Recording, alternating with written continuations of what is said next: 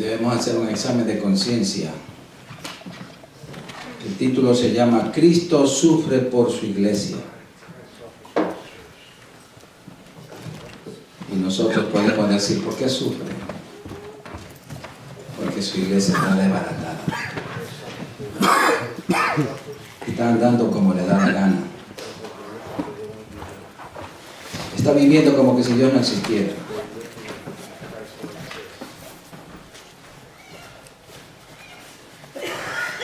Qué pena. Vamos a orar. Padre, en el nombre poderoso de Jesucristo te adoramos, Señor, te bendecimos, te damos gracias, Señor, porque tú eres maravilloso y bueno. Señor, tú eres bueno, tú eres amor, pero también eres fuego consumidor. Padre, tú nos vas a enseñar este día cómo Cristo sufre por su iglesia, por su cuerpo, por nuestra culpa, porque nosotros somos culpables de la muerte de Él, porque Él murió por nosotros. Y ahora resucitó y está sentado a la diestra y todavía está sufriendo por culpa de nosotros, porque no estamos haciendo lo que Él nos mandó. No estamos viviendo como Él nos mandó a vivir. La nueva vida que Él nos trajo no la estamos viviendo. No estamos obedeciendo casi nada. Señor, es más, no estamos poniendo a Dios en primer lugar, como Él nos mandó. Padre, háblanos a través de tu palabra. Abre nuestros oídos espirituales. Espíritu Santo, háblanos tú. Porque cuando el hombre habla, solamente es una advertencia, un consejo, nada más. Pero cuando el Espíritu Santo habla, redarguye y cambia el corazón, cambia la mente del hombre.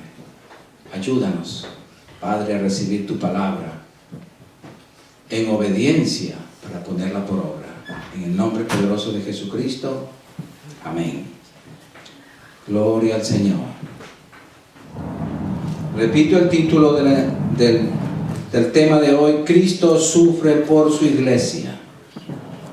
Vamos a Colosenses capítulo 1, del 24 al 29. Este va a ser el tema de hoy. Colosenses capítulo 1, del 24 al 29. Comenzamos con el versículo 24, que dice así: Ahora me gozo, dice el apóstol Pablo, en lo que padezco por vosotros, y cumplo en mi carne lo que falta de las aflicciones de Cristo por su cuerpo, que es la iglesia. El Espíritu Santo, amados hermanos, revela al apóstol Pablo que Cristo sufre todavía por su iglesia, por su cuerpo, mientras esté en la tierra. Cristo sufre por su mal comportamiento de su iglesia. Nosotros como iglesia estamos fallando. No estamos obedeciendo casi nada. Si nos examinásemos cada uno de nosotros mismos, y si el Señor viniera ahora mismo a llamarnos, ¿estaríamos preparados para irnos con Él? Seamos sinceros. Sí, amados. Cristo no sufre por la redención. No sufre por la redención porque ya la pagó completamente. Él pagó hasta con la última gota de su sangre. Él la compró a precio de su vida. Su trabajo fue completo y perfecto. Está terminado. Por eso está sentado a la diestra del Dios Padre. Y nadie puede añadir ningún sufrimiento para la redención. Ninguno. Nadie puede añadir ningún sufrimiento para la redención, porque Él hizo completo. Él fue el Cordero inmolado, que Él dejó su trono, siendo Dios, Se despojó de su gloria divina y se hizo hombre por amor a nosotros, por venir a morir por nosotros, para que nosotros no nos condenáramos. Mas sin embargo nosotros estamos jugando por nuestra salvación. Sí, mis amados, aunque les parezca fuerte, ya les dije antes, el hombre solamente advierte, pero cuando el Espíritu Santo habla a nuestro corazón, Él nos redarguye y su palabra nos hace hasta llorar, si es que el Espíritu Santo todavía mora en nosotros. Veamos en Hebreos capítulo 10, versículos 12 y 14. Hebreos 10. La palabra de Dios es así, hermanos, clara. Es una espada de dos filos. Y gloria a Dios que sea una espada, porque esa espada es la que penetra lo más dentro de nosotros. Y esa palabra nos estudia, nos descubre, nos lee tal como somos y nos permite vernos las arrugas espirituales que tenemos nosotros. Hebreos 10, versículo 12 al 14 dice: pero Cristo, habiendo ofrecido una vez para siempre un solo sacrificio por los pecados, se ha sentado a la diestra de Dios. De ahí en adelante, esperando hasta que sus enemigos sean puestos por estrado de sus pies. Porque con una sola ofrenda hizo perfectos para siempre a los santificados.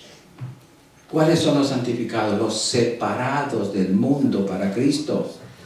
El Señor habla de santidad, de separación. ¿De dónde? Del mundo. Pero la iglesia, ¿por qué cree que sufre Dios? Porque la iglesia está metida de cabeza en el mundo. No hay diferencia. Usted ve cómo viste una mujer cristiana o una mujer mundana. ¿Hay diferencia? Da vergüenza. A mí me da vergüenza, hermanos, cuando yo veo cómo viste un cristiano, una cristiana. ¿Cuánto más a Dios?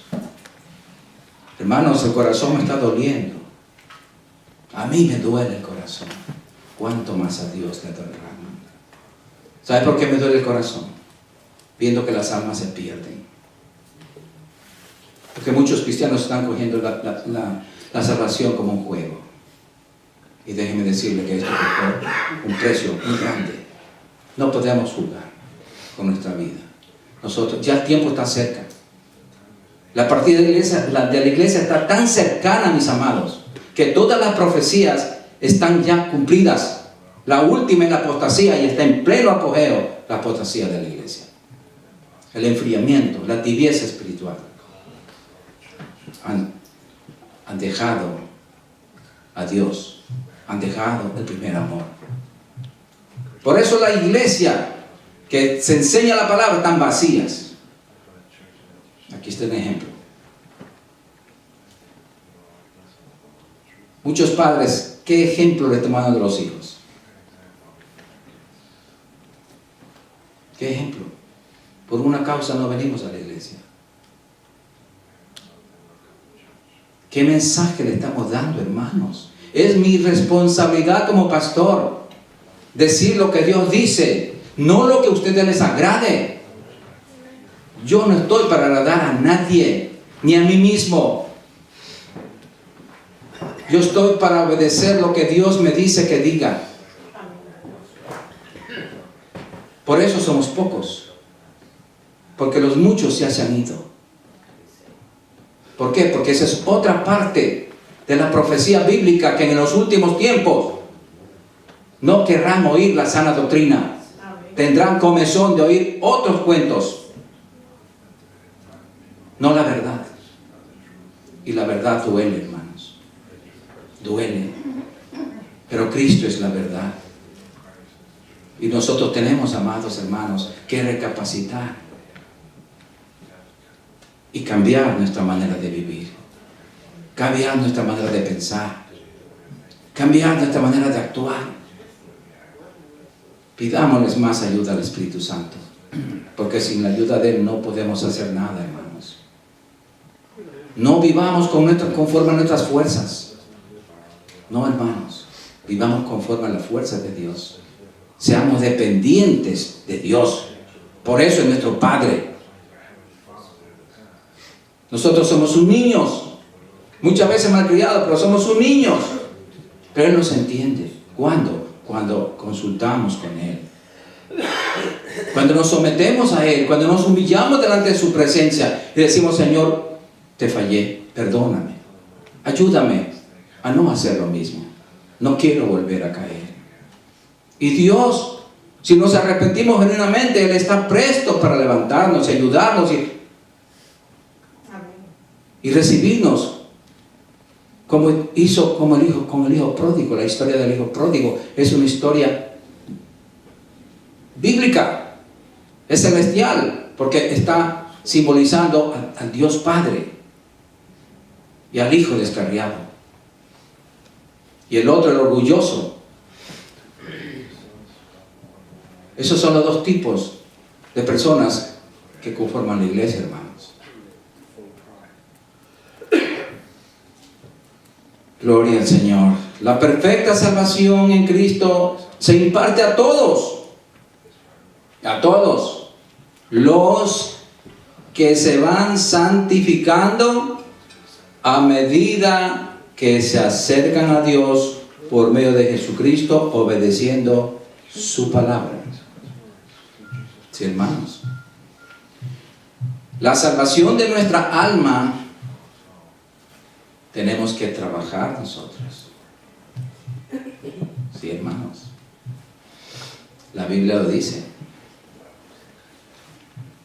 Vamos a ver en Santiago 1:21. Santiago 1:21. Miren lo que dice allí.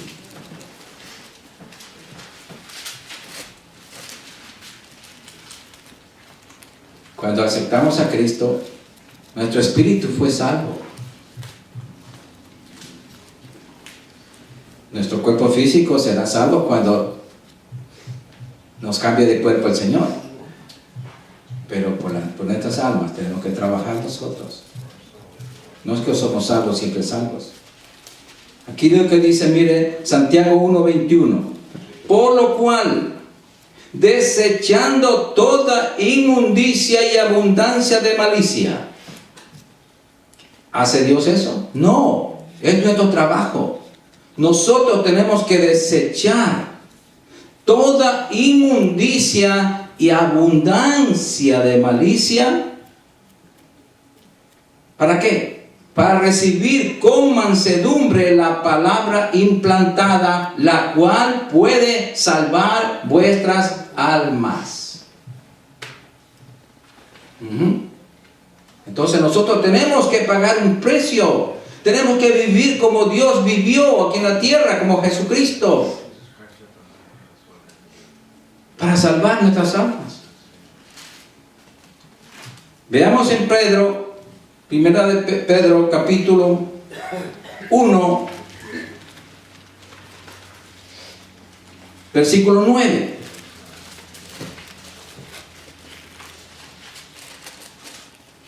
Y dice así: obteniendo el fin de vuestra fe. El fin de vuestra fe. ¿Cuándo es el fin de vuestra fe? Que es la salvación de vuestras almas. Sí, amados. El Señor Jesucristo también nos dijo que ¿de qué nos valdría si nosotros ganáramos todo el mundo y perdiéramos nuestra alma? También en otra ocasión Él dijo, refiriéndose al alma, dijo que debemos de temer al que puede mandar a nuestra alma al infierno. Entonces, tenemos un compromiso, hermanos. Y Cristo sufre, porque nosotros nos hemos acostado a descansar, a cogerla suave, y nos olvidamos de todo. Y nuestra salvación está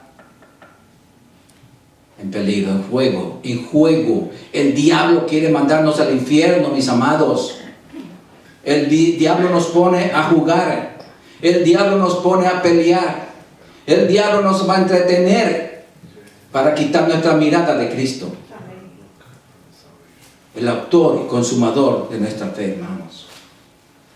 Tenemos que ser más cuidadosos, mucho más cuidadosos. Gloria al Señor. Veamos en Colosenses 2, 8 al 10. Colosenses 2, 8 al 10.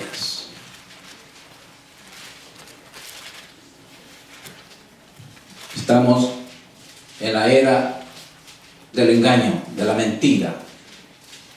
Por eso aquí nos dice: mirad que nadie os engañe por medio de filosofías y huecas sutilezas, según las tradiciones de los hombres, conforme a los rudimentos del mundo, y no según Cristo. Doctrinas humanas, doctrinas de hombres que manipulan la palabra de Dios como ellos desean. Pero la palabra no es para acomodarla. Es lo contrario. La palabra es lo que nos va a acomodar a nosotros. Es la palabra de Dios la que nos acomoda a nosotros para vivir conforme a la voluntad de Dios. No querramos torcer la palabra. No se puede. Pablo advierte que hay que cuidarse de todas las filosofías, religiones y tradiciones. Las tradiciones son tan venenosas, hermanos. La iglesia de Jesucristo no debe tener tradiciones. El Señor prohibió. Porque el que practica tradiciones se va contra la palabra de Dios. ¿Sí?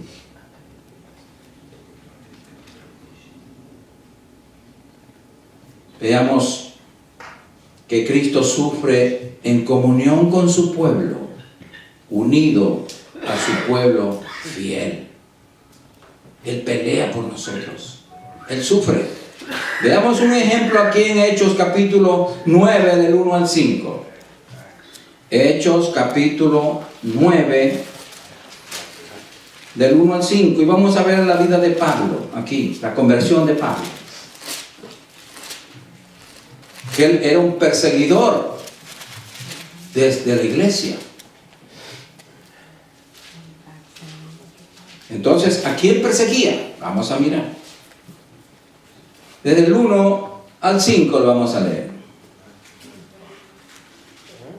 Saulo, o sea, el apóstol Pablo, antes de ser llamado, se llamaba Saulo, respirando aún amenazas y muerte contra los discípulos del Señor, vino al sumo sacerdote y le pidió cartas para la sinagoga de Damasco, a fin de que si hallase algunos hombres o mujeres en este camino, los trajese presos a Jerusalén, si encontraba cristianos. Mas yendo por el camino, aconteció que al llegar cerca de Damasco, repentinamente le rodeó un resplandor de luz del cielo. Él estaba persiguiendo a la iglesia y mire con quién se encontró. Con el dueño de la iglesia. Y cayendo en tierra, oyó una voz que le decía: Saulo, Saulo, ¿por qué me persigues? Él no estaba persiguiendo a Cristo. Él estaba persiguiendo a la iglesia. Pero el que persigue a la iglesia, persigue a Cristo. Por eso él sufre por su iglesia. Él sufre por tantos misioneros que están siendo atacados, muertos, sacrificados por la causa de él. Él sufre también por eso. Él dijo: ¿quién eres, Señor? Y le dijo: yo soy Jesús, a quien tú persigues. Dura cosa te es dar coces contra el aguijón. Dura cosa es irnos contra la palabra de Dios, hermanos. No podemos luchar contra la palabra de Dios. Tenemos que someternos a la palabra. Lo primero que dijo el Señor Jesucristo cuando aquí estuvo en la tierra y predicó el Evangelio, ¿qué dijo? Vamos a ver en Marcos 1:14 al 15.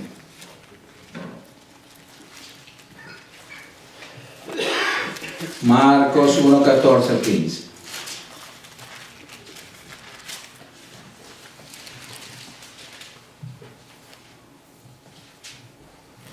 La predicación pública del Señor Jesucristo se inició cuando Juan el Bautista fue encarcelado. Y dice así el verso 14. Después que Juan fue encarcelado, Jesús vino a Galilea predicando el Evangelio del reino de Dios, diciendo: el tiempo se ha cumplido y el reino de Dios se ha acercado. Arrepentíos y creed en el Evangelio.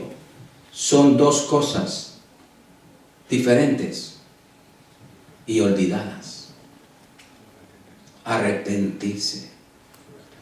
Ya en la iglesia de Cristo ya esa palabra es olvidada. Pero ¿qué dice aquí el Señor? Arrepentíos. Claro que nos arrepentimos cuando aceptamos a Cristo, pero ahí no termina todo. Tenemos que cuidarnos, y cuando le fallamos al Señor tenemos que arrepentirnos y creer el Evangelio. Creer es sinónimo de obedecer.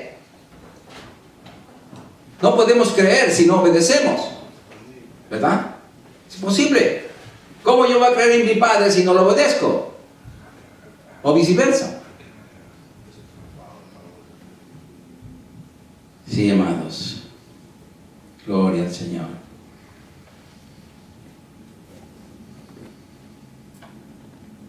Para nosotros, amados hermanos, debe ser un honor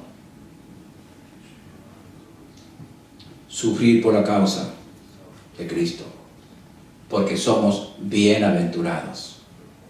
Somos bienaventurados.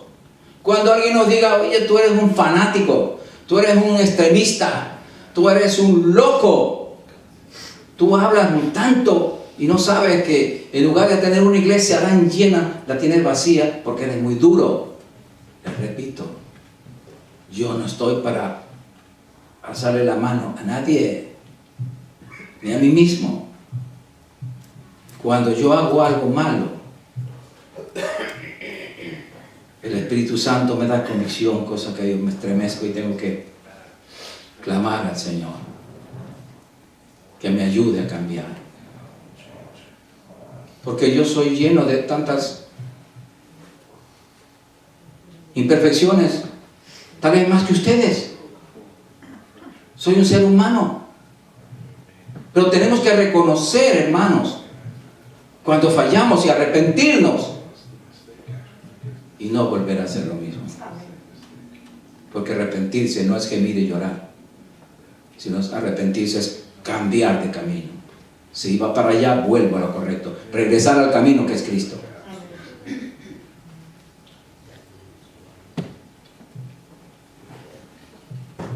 A todos los que procuramos vivir en armonía con la palabra de Dios, por causa de la justicia nos espera persecución.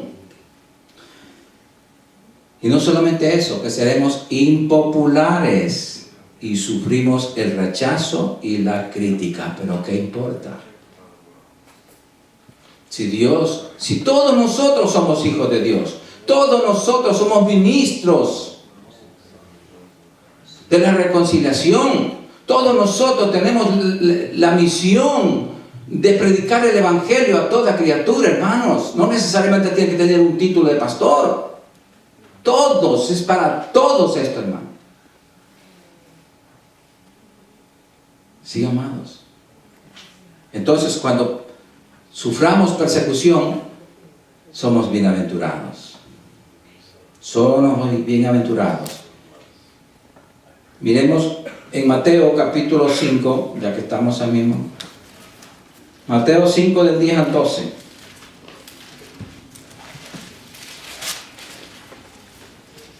Mateo 5, del 10 al 12. Ya que estamos aquí, hermanos, yo les recomiendo, les ruego que estudien en sus casas la constitución de la iglesia de Jesucristo, que se encuentra en Mateo 5, 6 y 7. En esos 3 capítulos está toda la constitución de la iglesia. ¿Cómo debe ser el cristiano? ¿Cómo debe vivir el cristiano? Pero si no estudiamos estos 3 capítulos, que son de oro para nosotros, no vamos a poder vivir correctamente. Mateo 5, del 10 al 12 dice: bienaventurados los que padecen persecución por causa de la justicia, porque de ellos es el reino de los cielos. Bienaventurados sois cuando por mi causa os vituperen y os persigan y digan toda clase de mal contra vosotros, mintiendo. Tiene que ser mintiendo, que no sea verdad. Gozaos y alegraos, porque vuestro galardón es grande en los cielos, porque así persiguieron a los profetas que fueron antes de vosotros. Sí, amados, tenemos que estar dispuestos a pasar la prueba que Dios nos da aquí en la Biblia. Veamos en 1 de Pedro 4, del 12 al 16. 1 de Pedro, capítulo 4.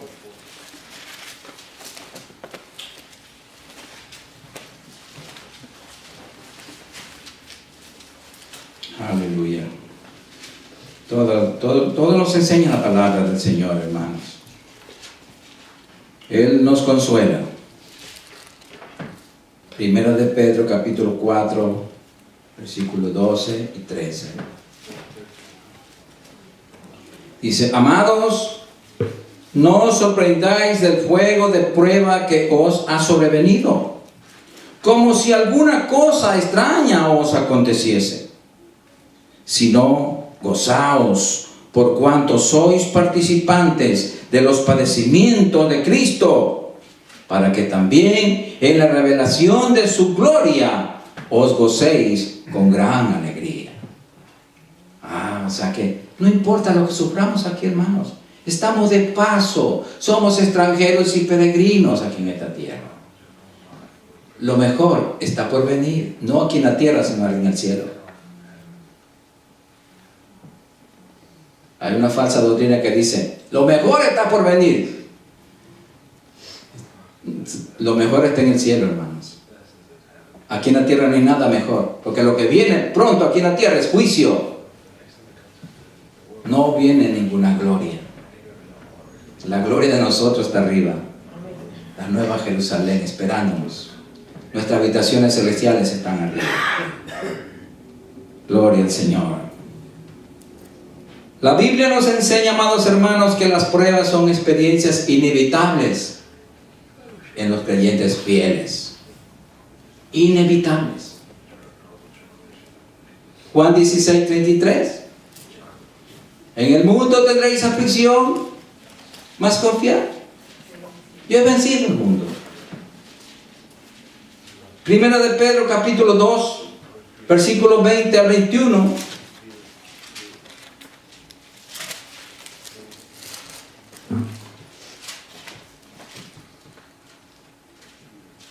¿Lo tienen? 1 de Pedro 2, 20 al 21. Pues, ¿qué gloria es si pecando sois abofeteados y lo soportáis, los que hacen mal?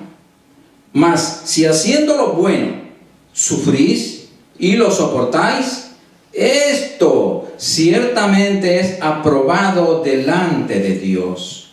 Pues para esto fuisteis llamados, porque también Cristo padeció por nosotros, dejándonos ejemplo para que sigáis sus pisadas.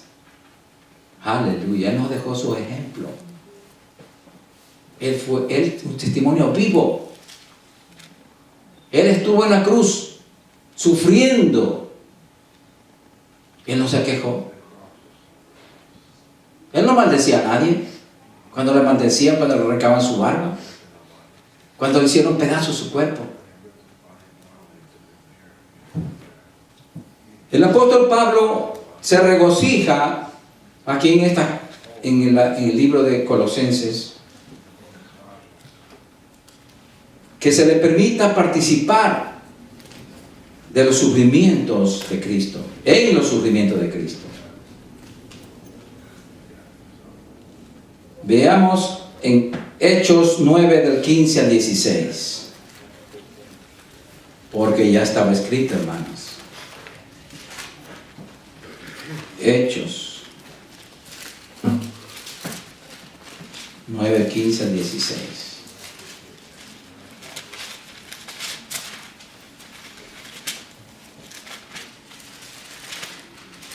Sí, amados.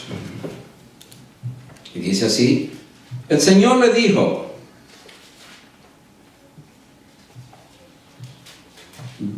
ve, porque instrumento escogido me es este. Se estaba refiriendo al apóstol Pablo, para llevar mi nombre en presencia de los gentiles y de reyes y de los hijos de Israel. Porque yo le mostraré. ¿A quién? A Pablo. Cuánto le es necesario padecer por mi causa. El Señor también nos dice en la palabra aquí escrita, que nosotros tenemos que, los creyentes fieles, vamos a ser perseguidos. Entonces, no nos asustemos, sino que seamos valientes. Gloria al Señor. La conversión de Pablo, amados hermanos, significó no solo una condición o comisión a predicar el Evangelio, sino que tuvo un llamado a sufrir por Cristo. Veamos en Romanos 8, 16 al 17.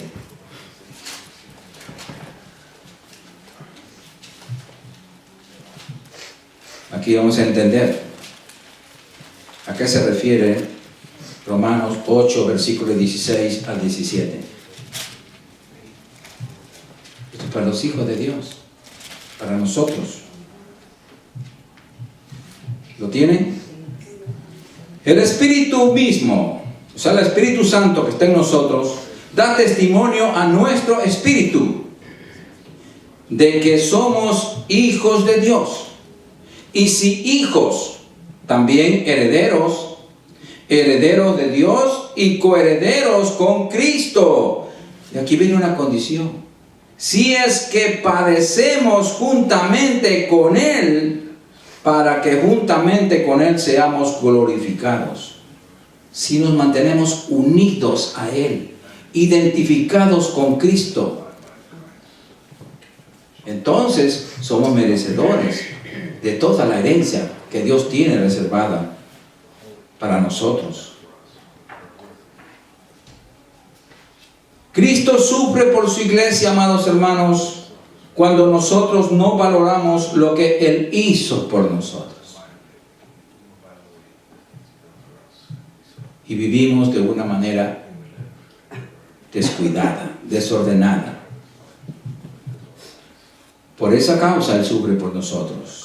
Efesios 5, del 15 al 17. Efesios 5.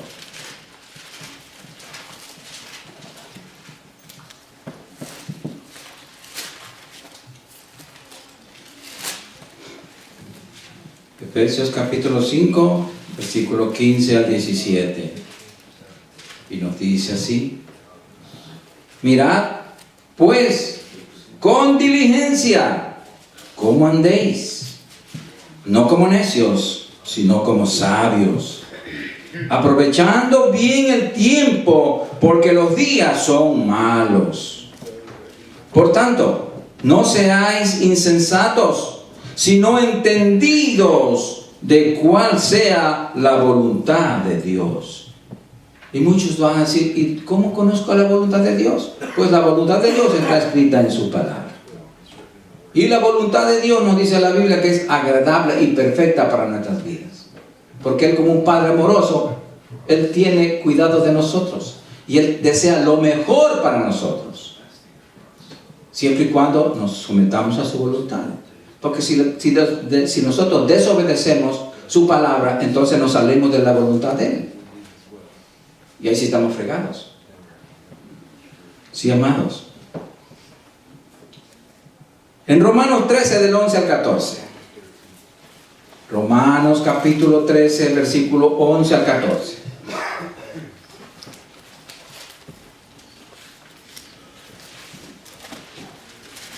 Y esto se aplica claramente ahora en estos días, porque estamos en los últimos tiempos. Romanos capítulo 13 del 11 al 14 dice: y esto, conociendo el tiempo, que es ya hora de levantarnos del sueño, de esa comodidad, de esa apatía espiritual, porque ahora está más cerca de nosotros nuestra salvación que cuando creímos. ¿No que es salvo siempre salvo? Cuando aceptamos a Cristo. Aquí no dice eso. Está más cerca de nosotros la salvación de ¿qué? De nuestra alma. Por eso que tenemos que reprogramar nuestra mente. La noche está avanzada y se acerca el día. Ya Cristo viene. Desechemos pues las obras de las tinieblas y vistámonos las armas de la luz. Desechemos la carnalidad, los deseos mundanos, el amor, la atracción al mundo. Desechemos, hermano. El Señor nos prohíbe amar al mundo y las cosas del mundo. Andemos como de día, honestamente, no en glotonerías y borracheras, no en lujurias y lascivias, no en contiendas y envidia, sino vestidos del Señor Jesucristo y no proveáis para los deseos de la carne. Vestidos del Señor Jesucristo. ¿Cuál es la vestidura de Él? Su palabra. Vestidos de toda la armadura de Dios, dice Efesios 6. ¿Para qué?